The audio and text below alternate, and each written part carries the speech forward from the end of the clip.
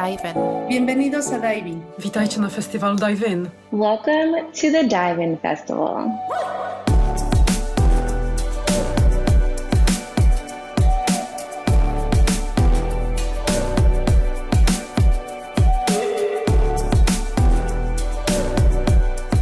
Willkommen zu Dive-In. Bienvenidos a Dive-In. Welcome to Dive-In. Mabuhay sa Dive-In Kapistahan. Üdvözlünk a Dive-In Fesztiválon. Добро пожаловать на фестиваль Dive-In. ברוכים הבאים. בואו לצלול איתנו. Dive-In উৎসবে আপনাদের সকলকে জানাই সাদর আমন্ত্রণ।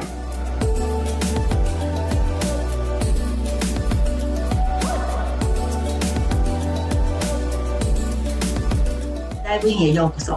Benvenuti al Dive-In Festival. Dive-In Festivali'ne hoş geldiniz.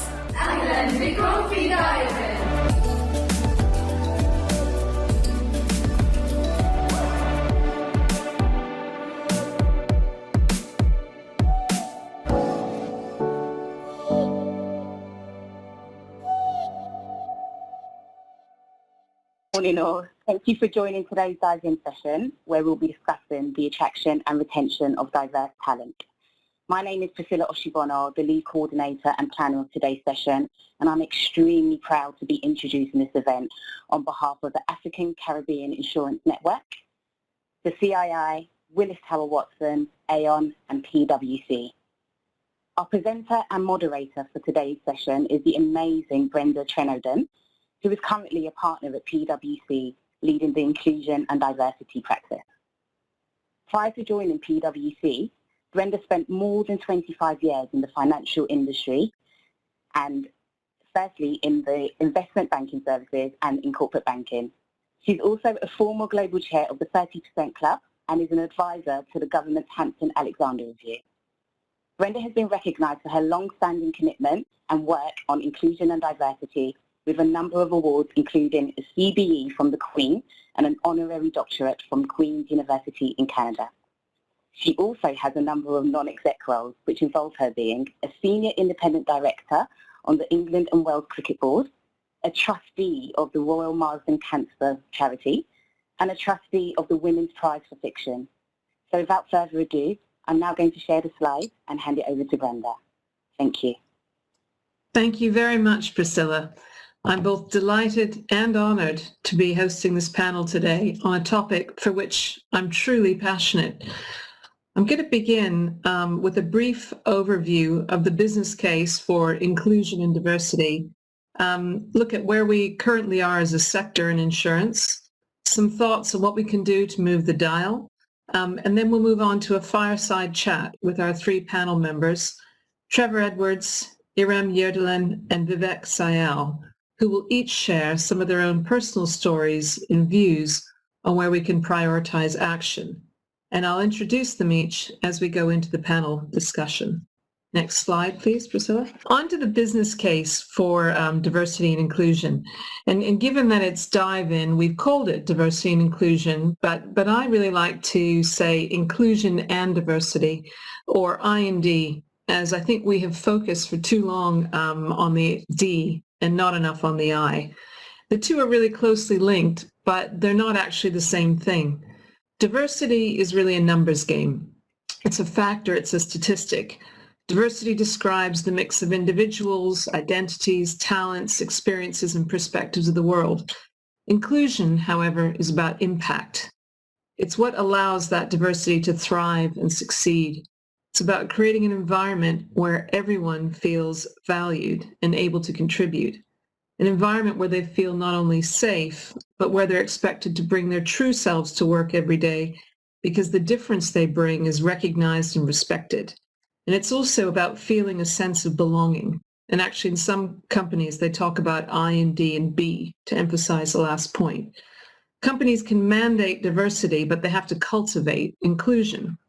And there are mountains of research to show that a focus on both diversity and inclusive culture is clearly linked to improvements in organizational performance, effectiveness, profitability, and revenue generation. They attract a wider talent pool, have a better rate of retention and development. They tend to be more innovative. They have greater customer insights and stronger overall stakeholder engagement. We've included just a few of the stats here on the slide about the outperformance. The difference of diverse companies is that they have outperformance in the first versus the fourth quartile, according to McKinsey's research. According to work from Harvard Business Review, teams with inclusive leaders are 17% more likely to report that they're high performing.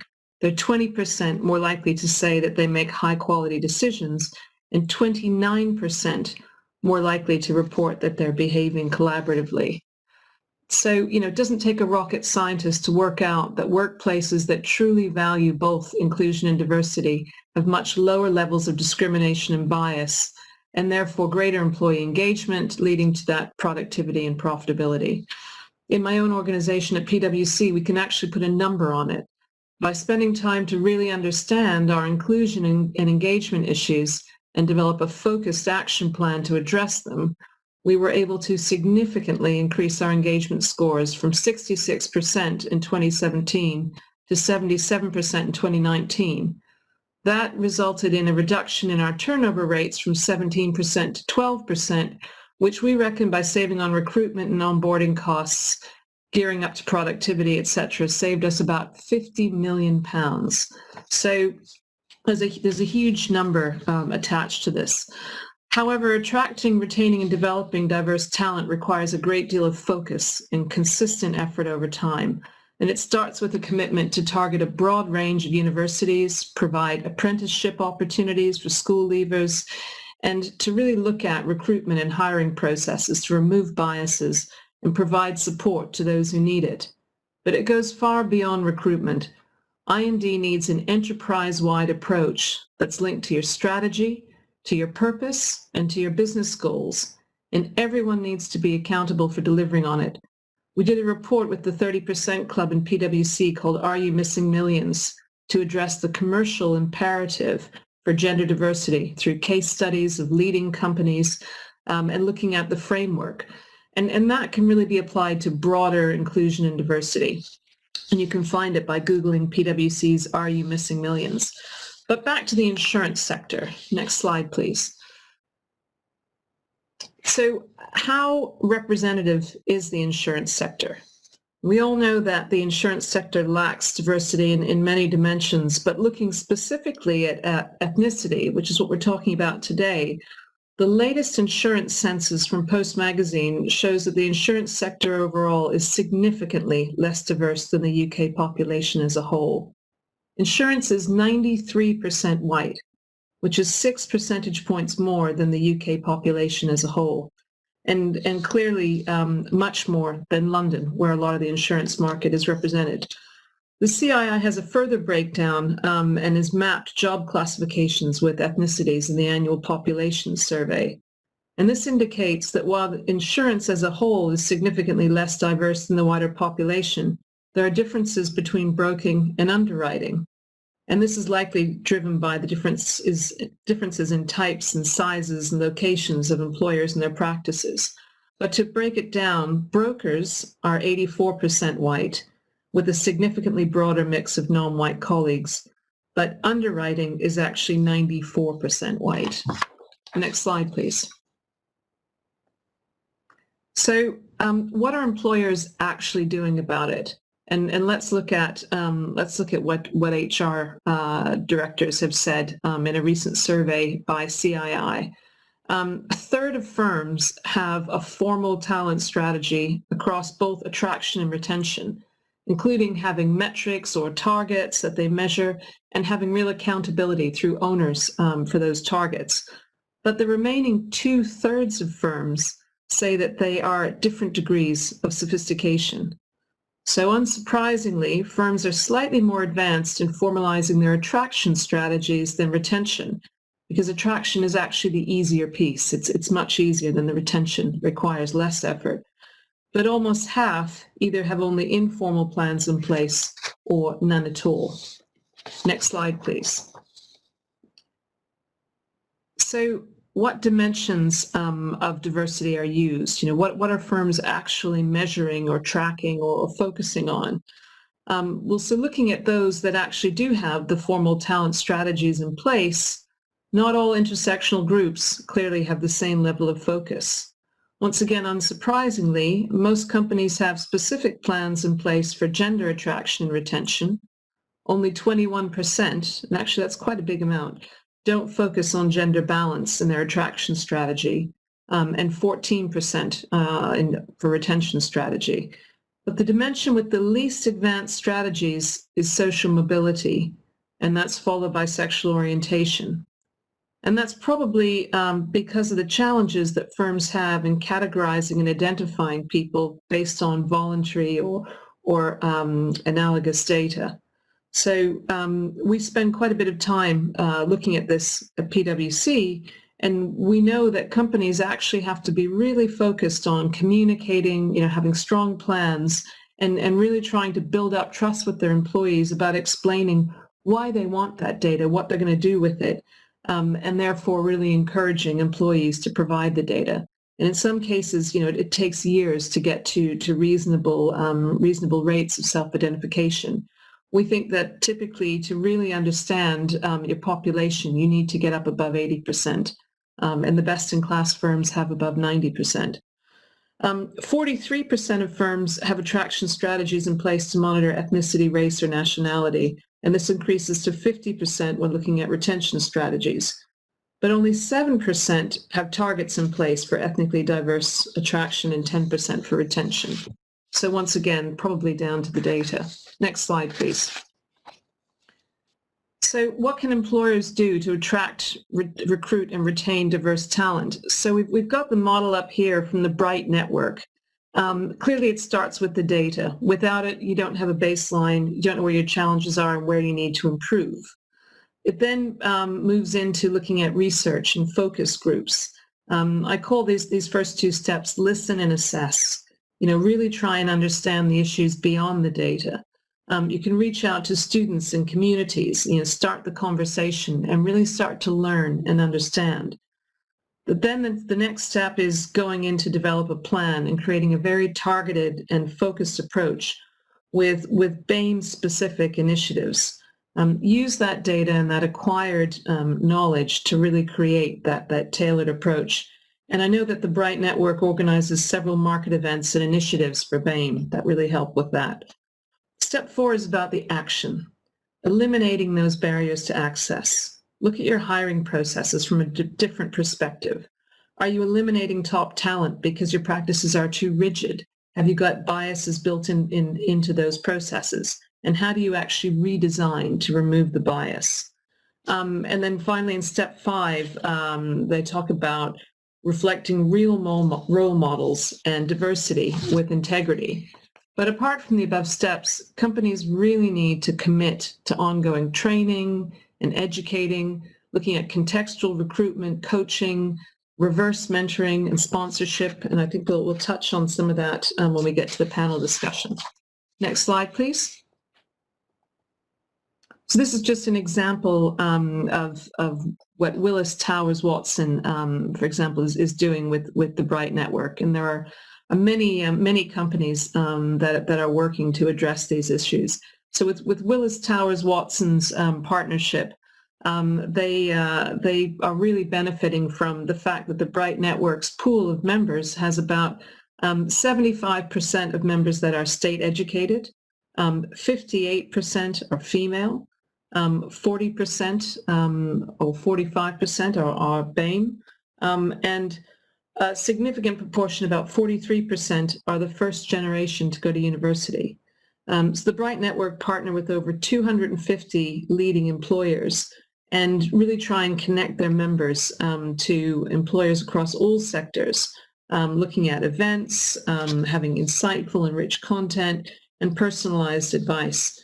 And actually, they've helped their partner organizations find thousands of graduate hires over the years since they launched. And so they're a real go-to place for students and for employers to connect. And I think, once again, employers that are really trying to reach out and find, that diverse talent need to work with organizations like the Bright Network. Another great place, next slide, please, in terms of resource for finding some of this fantastically diverse talent is the African Caribbean Insurance Network. And so, looking at the ACN's Tour for Talent, that involved going to 10 universities with 11 ACIA volunteers to really increase awareness of the career prospects that the insurance industry has to offer. And, through these efforts, the ACEIN were able to get 560 students to sign up to their database. And so after the tour, they organized their first Insight into Insurance evening in December of last year. And from that session, 40 students came along to learn what experts did in their day-to-day roles, from finance directors and underwriters to brokers, actuary, claims graduates, etc. And this has actually been continuing in a virtual format since the pandemic started. I think ACIN have hosted about 5 of these events during this time. So once again, fantastic resource for diverse talent. Next slide, please. Just to show some of the results there, the ACIN have been able to provide 3 students with work experience.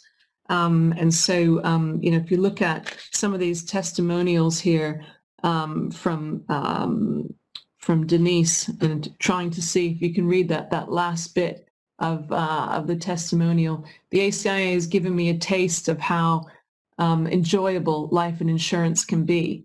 My advice to any students looking for an internship is not to be shy to speak to people. You never know who you're going to meet and where that person could possibly take you in a few years' time.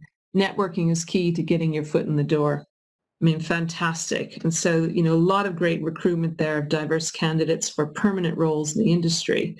And the ACIN has recently won the Insurance Insiders Diversity and Inclusion Award 2020.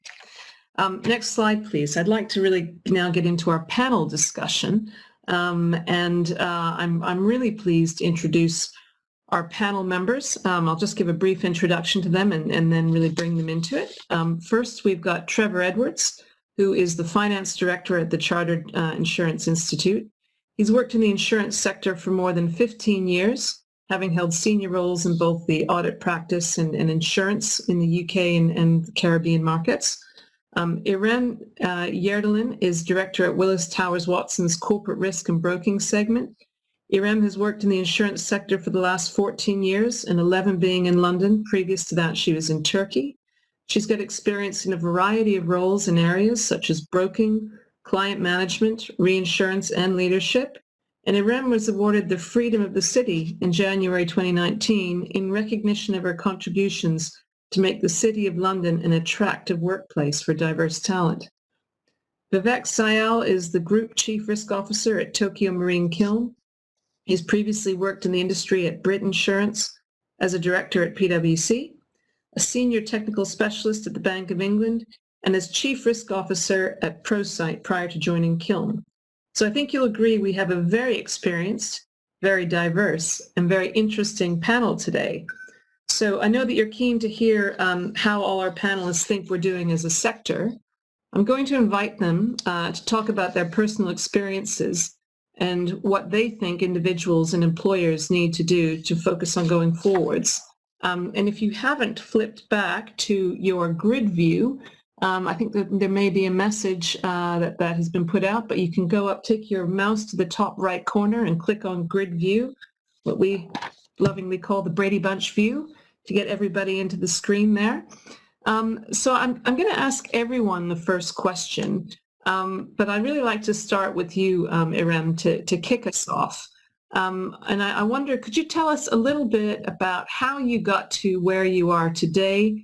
How did you face up to challenges along the journey? And I'm going to assume there were some challenges. And really, what made you persevere? Thank you, Brenda. Good morning, everybody. Yes, indeed, there were some challenges along the way, but nevertheless, one thing I would always say is I always believe anything is possible. So my journey started coming from another country and not knowing the culture entirely in the UK. So that was on its own, and it was an issue. And then secondly, when I landed to my job, my first job in the UK, I realized working in a male-dominant environment, and realizing how it is hard for a woman to fit in and accelerate in her career was a bit of a shock, because I really didn't experience it during my early years back in Turkey. So, and then I quickly realized I have to develop a style, and developing a style can only be possible by remaining true to yourself, and no matter what, stay authentic. And I was so pleased when I saw the theme this year of Dive In is being authenticity. I think what made me successful was I kept expressing my cultural differences and my thinking, where my ideas are coming from, again and again. And it was to different stakeholders, to my peers, to my bosses, to the junior people, to the marketplace. So eventually my curiosity helped, because I went out to seek for guidance, seek for help. And what made me persevere was people and the community in the marketplace, where it is quite unique, and I quickly realized some people take it for granted, whereas for me it was a treasure, and I really embraced the whole environment that it offered. Excellent. Thanks, Irem. So developing your style, being true to yourself, authenticity, and people, that's a great start. Trevor, over to you. Thank you, Brenda, and good morning, everyone. Pleasure to be here this morning.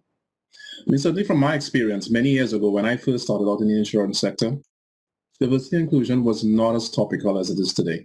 Starting out, there weren't many people like me, so at times it did feel a bit inhibiting.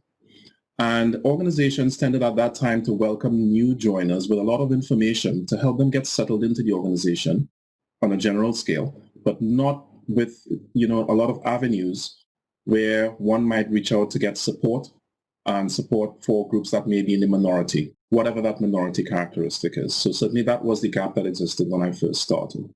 And sometimes it did affect my ability to perform in a way, because you have that feeling that you needed to put that extra effort in that perhaps otherwise may be the case. But we need to face up to those challenges. And certainly in my case, I needed to accept that while things were not ideal, it was up to me to make it work. And it's, as Irem said earlier, it's about believing in yourself. One of my mantras that I use in my own career is that the best way to predict your future is to create it. That's a popular saying. So having that mindset, I think, is quite important, and it's similar to what we are doing here today. Having events like these and having these conversations, we are all participating in creating the future that we want. Excellent. Wow, that's great advice. Thanks, Trevor. Over to you, Vivek. Thanks, Brenda. Morning, everyone. So did I face challenges? I mean, I guess, look, we do live in a somewhat unequal world, so I'd say yes, certainly. I've been through my own fair share of challenges, but I'd say my own personal struggle is very unique to me, as I'm sure everyone else's personal struggle is unique to them. A little bit about me. I mean, I was born and grew up in Newcastle upon Tyne. I was my parents emigrated from India. I did notice a certain subservience almost, to, in members of my community, almost to, to the desire almost to want to fit in. And I think that, to be honest, that comes from somewhere, back in the empire and history and things like that. So, I was very fortunate in many respects. I grew up with not an awful lot materially, but with a wealth of love and support from my family. So my parents, as I said, both of them migrated from India. I think that, in a way, gave me a certain grounding and a certain uniqueness to, to be able to look beyond, if you will, color or heritage or wealth or socioeconomic background and characteristics. And I think, honestly, I found other ways to connect throughout my career and look beyond color. I tended to, firmly believe if you judge individuals by the content of their character, actually, what I found in return is those that I was keen to impress through my career seemed to look at things in the same way. They didn't judge me, if you like, by the way I looked or the way I sounded or where I came from, where my parents came from, or the religion I belonged to, or any other demographic characteristics such as that. So I think, if there were individuals that looked at me through a particular label, I guess the way that I always looked at these things was, that's not so much an issue for me. That's in many ways an issue for them to have to contend with. And so in terms of what made me persevere, I'd say there were 4 things. I've touched on 1 or 2 of them already. I think the first is I did find unconditional, unlimited support from those immediately around me. I think I found strength internally in the sense that if there was ever a ceiling or a notion, if you will, of a glass ceiling of some sort, I was pretty stubborn, to say I'd like to break through it, and really just through the sheer force, if you will, of just hard work and humility and staying focused. That's really how I tend to look at these things. And I think the others was, I drew inspiration from my mother and my father. My mother, came to this country, didn't speak a word of English, spent 30 years then working in Newcastle, waking up every morning at 5:30 till 9 p.m. with me as a child. I mean, that's not easy, let me tell you. And so ultimately, I would say, she was an inspiration for me to be able to look beyond challenges and just work harder and dig a bit deeper. And equally with my father, who went through things like partition of India and Pakistan, really awful circumstances in our history. And I talked about that subservience. I mean, you could see it in members of his generation and those gone by long before me. And I think the fact that he was able to look at people, equally and taught me to do the same, I think that was really what mattered. So I think we can talk about a lot of these things. I'm sure we'll come on to them, but I think what gave me that perseverance was that heritage, if you like, that legacy that I belong to, that I'm very proud of. Excellent. Thanks very much, Vivek. That's a great story. Over to Trevor. Did you have any role models or mentors in the industry, and how important were they for you? And do you think access to mentorship and sponsorship is important? Well, thanks, Brenda. Most certainly, I have had mentors and do have mentors. I believe mentors are important, not just in industry, but in life. I think it's always useful to have someone who can relate to the challenges that you're facing and to provide that extra encouragement and motivation towards your goals, because that mentor has perhaps seen it and has done it and has achieved something in life that you yourself may be aspiring to. So certainly in my career, I've been fortunate to have had a few persons who are mentors. There is one in particular who is relevant to this discussion because he introduced me into the insurance industry. And similar to myself, he is an ethnic minority. I worked for him at the start of my career, and he went on to hold senior roles in the insurance industry in the Caribbean, in the UK, and in the Middle East. So he was a very good source of support and motivation for me to get to my career aspirations.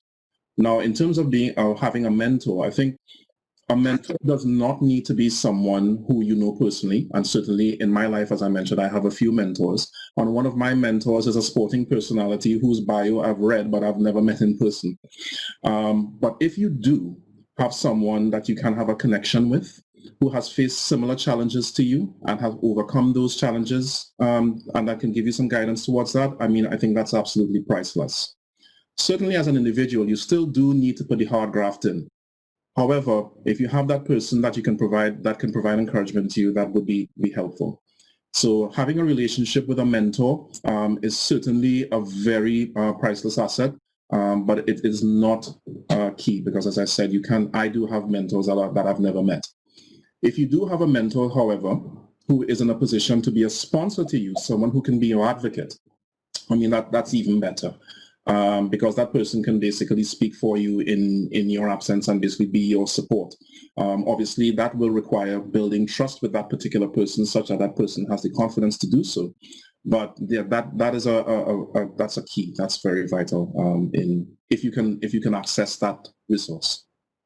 Excellent. I couldn't agree with you more about the difference and the importance of that sponsorship. I think, Irem, when we spoke before this panel, you had some thoughts on that one as well. Absolutely. Yes, Brenda, thank you for the opportunity. I'm a huge promoter of mentoring, and I do it actively currently within the company and outside within the industry. And the reason for that is because I personally didn't know what mentoring meant. And I quickly realized that actually I had many mentors in my life unofficially that I didn't know what mentoring concept was. So then I treasured it so much, and I realized that having a mentor actually can give you so many opportunities, because mentoring results in personal learning and growth, and it exposes you to colleagues, market practitioners that you don't normally work with every day, but then it opens up opportunities to build skills and see some role models that are critical to your career success. And I think if I just touch upon a little bit of the formality of the things. So for instance, according to McKinsey survey called Women in the Workplace, women are 20% less likely than men to get promoted from entry-level positions to first-level management. So it's even lower for diverse minority backgrounds. So therefore, for us, making sure that we mentor and sponsor these diverse workforce at an early stage in their career to make it possible for them to apply to the first manager positions, it's so important to close the inequality. And also, I would like to highlight that one of the things I benefited throughout my career is peer-to-peer mentoring, because it allows you to receive a different perspective from someone, like Trevor said, who is going through the same pain, same struggles as you do. So you can technically confide in them rather than competing with them. And then your relationship with peers becomes completely different. And I benefited it so much in my career. Excellent. Thanks very much, Shirin. Going over to Vivek, I wanted to ask you, slightly change tack a bit and say, and ask, what do you consider to be the most important part of the I&D strategy in the insurance market? I mean, it's a good question. It's very difficult to single, I think, one sort of thing. I think the first, for me at least, would be that every single one of us has a role to play. I think it's not just for me, it's not just for members of this panel, it's not just for everyone listening, this morning. I think, as I said earlier, all of us have an individual uniqueness, all of us have a story to share, a certain pain, to Irim's comment just now, or a certain challenge that we've all been to. I've just seen a question pop up about those of us who may be privileged. I think ultimately, we all have challenges in life, and we all have a certain amount that we can relate to and support one another. I think that the strength in numbers, or the strength in unity, I think is important. I think that's the first thing for me, at least. I'd say fostering a culture, at least of awareness, will make us better. The power of representation, I think the value of difference, it makes us better individually. I think it makes us better as individual insurance organizations. It makes us better as an industry. It makes us better as a society. So I think ultimately for me, a more representative, respectful, aware and resilient organization and individuals sort of playing a role in that, I think is important. I'd say awareness clearly of the issue. I mean, we talk about I&D, we talk about inclusivity. Satya Nadella says every time I'm in a meeting, I bring inclusivity to work. It's important. I think he said that back in 2017. He's absolutely right. And do we really look at it that way? I absolutely agree with you, Brenda, about the D and I. We spend a lot of time talking about D, but I is there all the time, every time. And I think that is important that we recognize that we're more aware. We're in a constant change or evolving world in which we live in. We must constantly stay current with that, and I think that needs challenging of the status quo. Homogenous teams tend to produce homogenous results, and I think that is absolutely the case. And so I'd say that's the third thing for me. And I think the fourth, if you've ever heard of an idea that wasn't your own, if you've ever if your son or your daughter or a cousin or a friend, someone much younger than you or older than you has introduced you to something new, or you learned something from them, or a new piece of technology that you weren't familiar with before, I guess the majority of people wouldn't have looked at did that come from someone who's older or younger than me, or was it from someone who's black or Asian or white or whatever other again characteristic you belong to. I think we all have a desire to learn. It kind of doesn't matter where it comes from. So if we all do have this innate desire to be creative, then frankly, I&D, and desire to learn, I&D really speaks to the very heart of that. And the constant state of evolution and change, I think, is very important. So I think in summary, I think, we all have individual uniqueness. We all can play an important part. I think it sets the strategic framework, I suppose, for how how we need to look at these sorts of things at a high level, and then tactically we can implement. I'm sure we'll come on to some of this, but tactically then we'll implement individual strategies and recruitment tactics, retention tactics, etc., to be able to facilitate those things. But I think, say, every one of us must have a role to play. It's not just for, as I say, for one or two of us. We all collectively need to make sure we play an important part. And I wholeheartedly agree with the comments that Ira made earlier as well. Excellent. Thanks very much, Vivek. Nice segue to my question for Trevor, really delving into that piece about inclusive culture a bit further. How can we make sure that the insurance industry has an inclusive culture to really allow that multicultural talent to stay and to thrive, maybe adding to some of those comments we've just heard from Vivek? Have you got some thoughts on that, Trevor? Yes, I certainly do, Brenda. I think that, culture is driven by external and internal factors. If we look at the internal factors, certainly by and large, the biggest element would be the leadership and the tone that is set by the organization's leadership. But in addition to that, there needs to be mechanisms for communication and monitoring. The engagement of champions within organizations who are willing to take those discussions into the organization and use collaborative efforts to drive the considerations of diversity and inclusion in all activities and at all levels within the organization. Such considerations like support for individuals according to their individual needs and guarding against an approach which assumes that there is a homogeneous group based on the characteristics of the majority within an organization. So those are some of the things that should help to drive cultural change internally that need to come about. Certainly from an external factor, my view is that we need to have more platforms such as this event and the discussions that are being held, the issues that are being raised, and that everyone, both from an individual but also from the corporate perspective, gets involved in the conversation. Because I think this is what helps keep the issue alive. And it also ensures that we keep open an avenue of support for all of us in industry and not just those that are new and coming in. And whilst that may be the case, I think we need to appreciate, and it was mentioned earlier, that changing a culture takes time. So this is a process that will take time. Some things do take longer than others. And I think this is one of those things that will probably take time to evolve. However, I think it's important to appreciate this, and so that appreciating that it does take time will ensure that hopefully ensure that we don't lose the momentum, because I think that this is not a sprint. It's a race to the distance, so I think we're all committed to that. Excellent.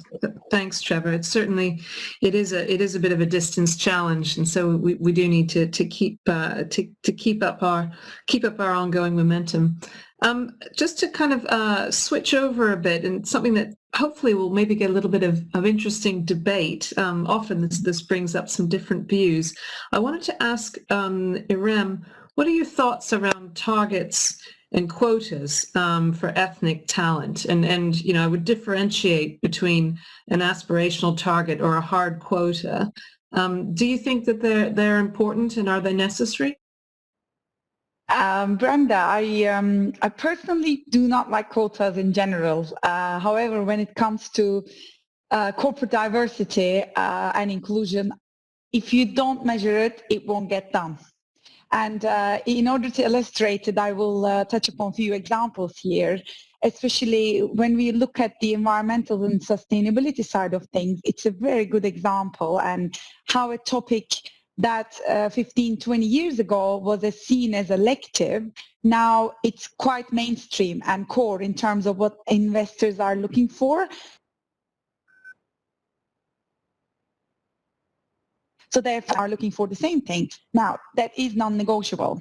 And if we imagine diversity and inclusion becoming one of those pertained to corporate sustainability, then normally companies that are holistic in what they think about performance, focusing on inclusive growth rather than just growth, have a strong plan on ESG. So that's why it is important to realize that when you look at some characteristics of diversity, you can build them in as you work on the ESG initiatives, and basically those targets and measuring is then shared. So this is kind of one aspect that we can make it softer for quotas to be understood. And for instance, another example is quotas often depend on the legal environment. And if we look at Brazil, so the country recently mandated action within its educational and corporate context because 50% of the population self-identifies themselves as Afro-Caribbean. And Brazil simply won't grow unless it increases its workforce participation from those backgrounds. So whether you make the matrix hard or non-negotiable, it's a company choice, but actually you have to think about how to get them incorporated in your workforce. And lastly, if we look at a pensions fund that in the firm that we have been working with, so they constantly talk about making consistent apples to apples diversity measures mandatory, because the problem is now companies could put out whatever measures of diversity as they please and they do their disclosure, but it may not be consistent with others, and then the measurement doesn't come comparable. So this is something I think our industry should think about and maybe work towards standardize it in the future. So my sense is, Irem, that you are in favor definitely of targets and measures, and in some circumstances, quotas, it sounds like. But it depends. Before we move on, we've got a couple of really good questions. Vivek and Trevor, do you want to jump in on that? Do you have a view on targets and quotas? Vivek? Very, very briefly then. So I guess for me, I have real mixed views on this. And so it's pretty difficult to answer, I think, with a straight yes or no. I think in some ways, quotas for ethnic talent or any other demographic characteristic is not the answer. So I agree with a lot of what Irem's just said. There is, however, one very important exception to this. To the point I made earlier about the power of representation, I think it is important. And quotas are somewhat of a blunt instrument. So, they can at least kickstart a process and almost the shock factor, if you will, of, here we've got to hit something. This is a separate point perhaps, but it is related. As an industry, I do tend to feel like, if a regulator tells us to do something, then we get ourselves into gear and do it. I think, maybe to Trevor's question about the right culture, this has got to sit on companies, board agenda, executive agendas. Culture is your secret weapon. If you don't see that, the evidence is overwhelming. If you don't see that, frankly, I think at some point you get left behind.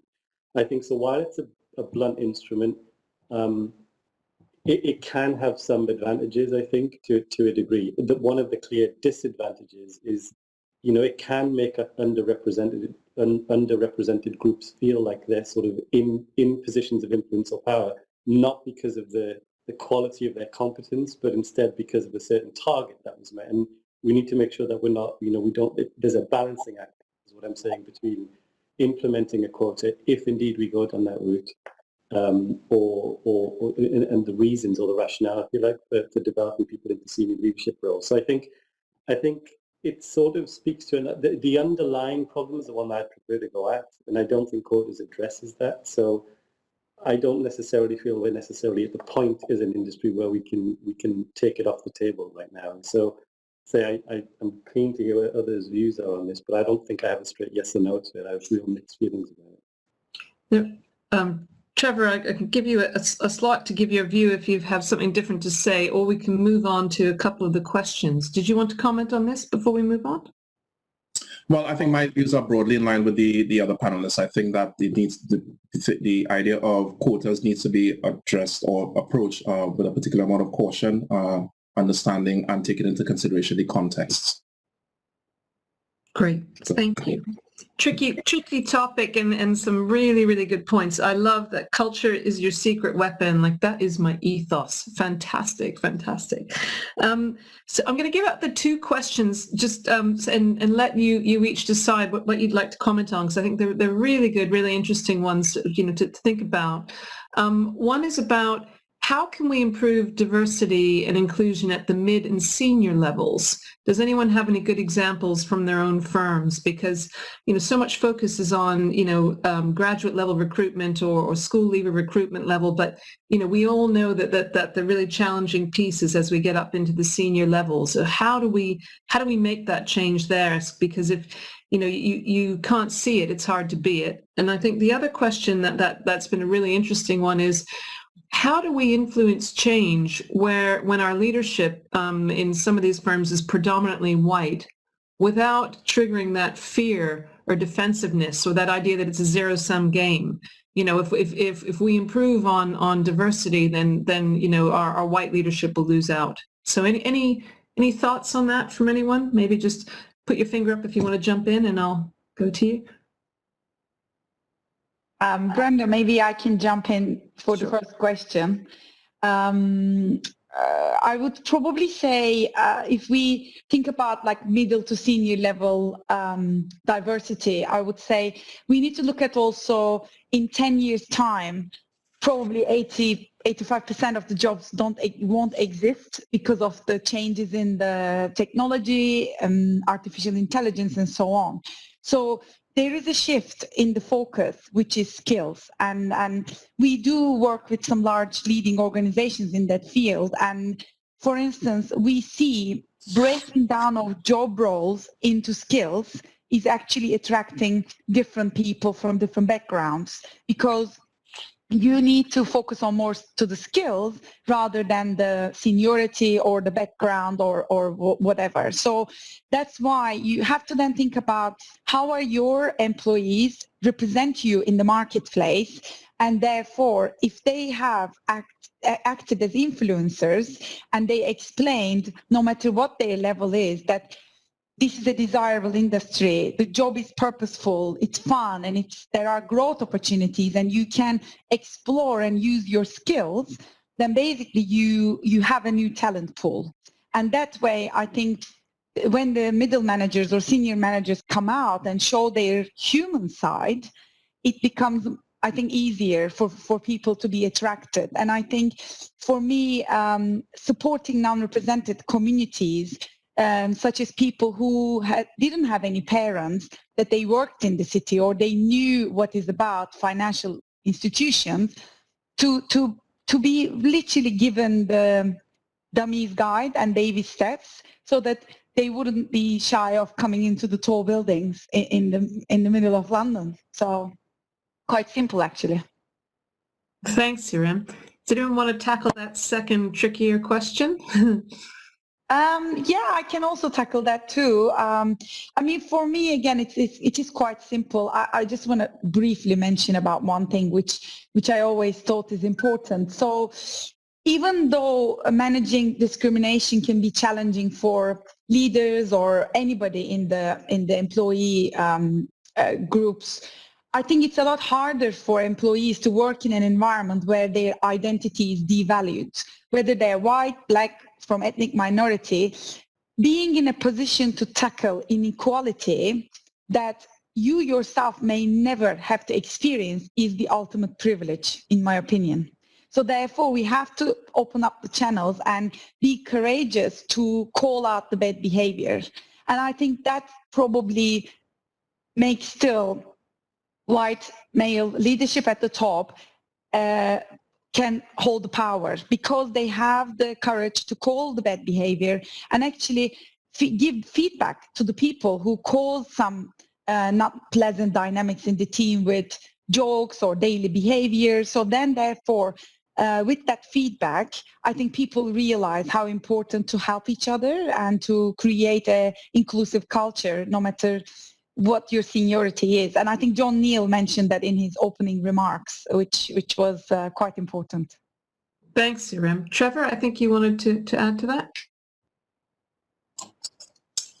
Yes, I did. I agree with everything that Irene said regarding that particular topic. I think one of the other things that we can probably add to that is quoting what you earlier had said in your introduction and presentation, Brenda, with regard to the benefit that your organization has had in improving its diversity and inclusiveness. And you quoted a number of £50 million in terms of saving as a result of embracing that, embracing the culture and embracing that ethos. So I think if there's a way that we can sort of get that message and get that communication across to the industry to demonstrate that there is tangible benefits to having a diverse and inclusive culture.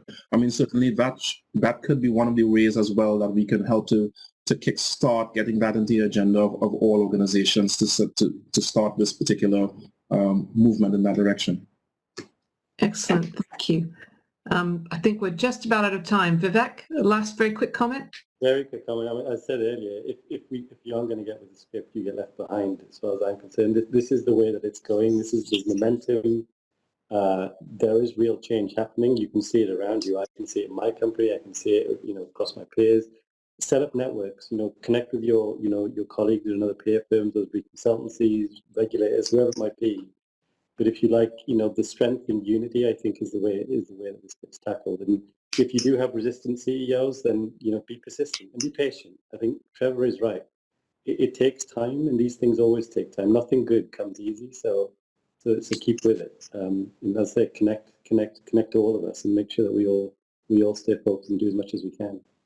Thank you very much. Now we're out of time, but thank you so much to my panel for being so open and honest and sharing your personal stories. Fantastic themes that came out about role models, but everyone having a role to play, the importance of inclusive culture, being true to yourself and authentic, finding that community to help support you. Homogeneous teams producing homogeneous results. Nobody wants that. We need culture to be our secret weapon. So thank you very much to everybody, and I look forward to continuing this conversation throughout Dive In. Thank you. Thank you.